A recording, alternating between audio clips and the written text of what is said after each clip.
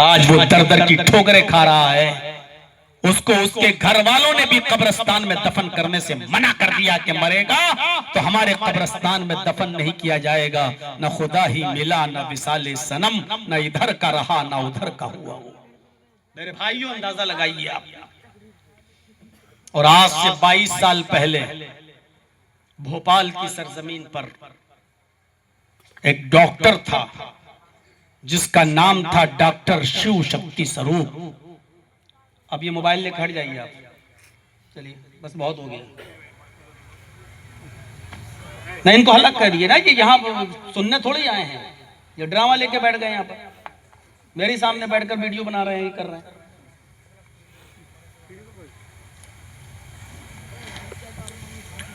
भोपाल की सरजमीन पर जो डॉक्टर था उसका नाम था डॉक्टर शिव शक्ति स्वरूप। नहीं, आप लोग सामने से बना रहे हैं, ठीक है, ये बगल में बैठ के बना रहे हैं, बताइए। स्टेज पे बैठ गए हैं और सामने डॉक्टर शिव शक्ति स्वरूप को किसी मुसलमान ने कुरान गिफ्ट में दे दिया, English Quran, MBBS MS doctor. और गौर से सुनिए मेरे भाइयों, डॉक्टर शिव शक्ति स्वरूप MBBS MS डॉक्टर, उसने कुरान पढ़ा और पूरा कुरान नहीं पढ़ा, पूरा कुरान नहीं पढ़ा, 2-4 सूरतें पढ़ी और पढ़ते पढ़ते वो कुरान की इन आयतों पर आया जिसमें लिखा था वलक़द ख़लक़नल इंसान मिन सुलालतिन मिन तीन।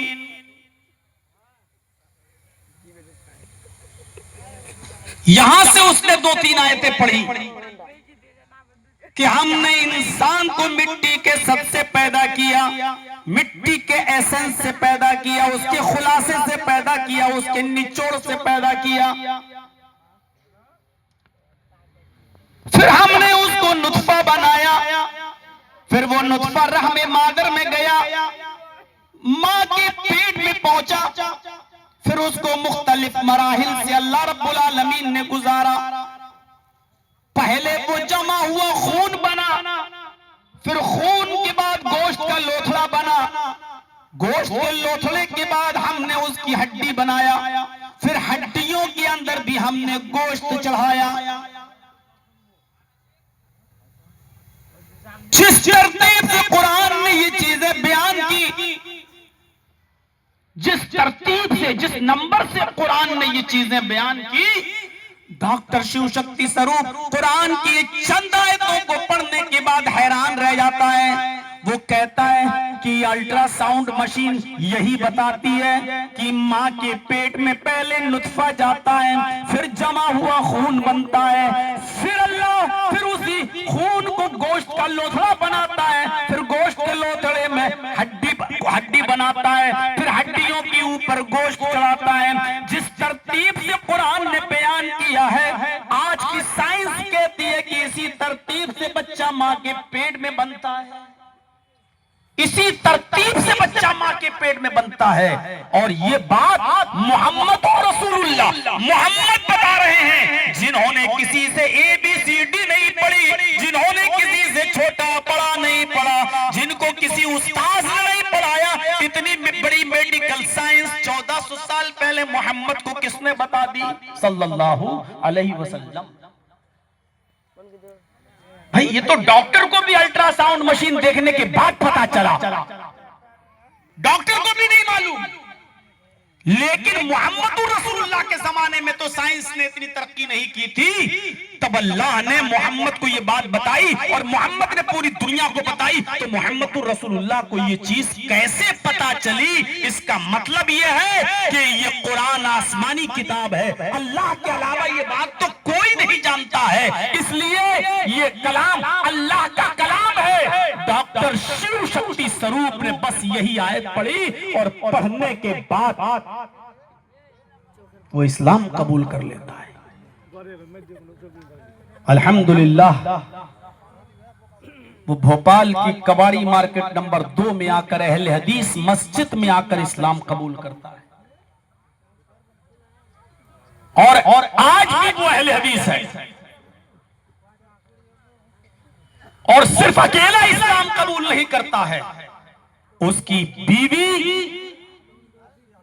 जिसका पहले नाम सरस्वती था, आज उसका नाम खदीजा है, और उस वक्त उसकी 8 साल 9 साल की बेटी भी उसके साथ इस्लाम लाती है, जिसका अब नाम आयशा है। आज अल्हम्दुलिल्लाह उसकी वो लड़की भी MBBS MS गायनी सर्जन बन चुकी है। हमारी माँ बहनें क्या पर्दा करेंगी, वो आप मेले में देख लो।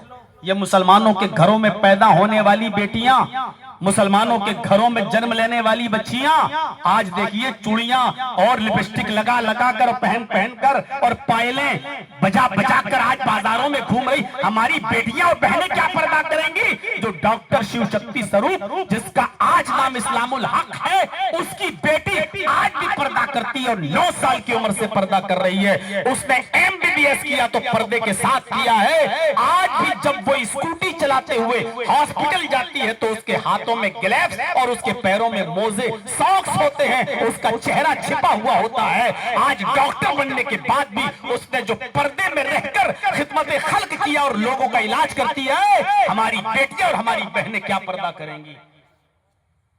हम क्या सिखाएंगे अपनी बेटियों को? ये तो अपने शोहरों को धोखा दे के आई हैं, बंबई दिल्ली काम करने वालों को, और यहां आकर वो मिलने के वादे हो चुके हैं जो जलेबियों की दुकानों पर मुलाकातें हो रही हैं। माफ कीजिएगा, बहुत सख्त जुमले हैं, लेकिन ये हकीकत है और ये सच्चाई पर मबनी बात है। और मैं ये बात कह रहा हूं तो उसके पीछे भी कोई रीजन होगा, तब ये बात कही जा रही है।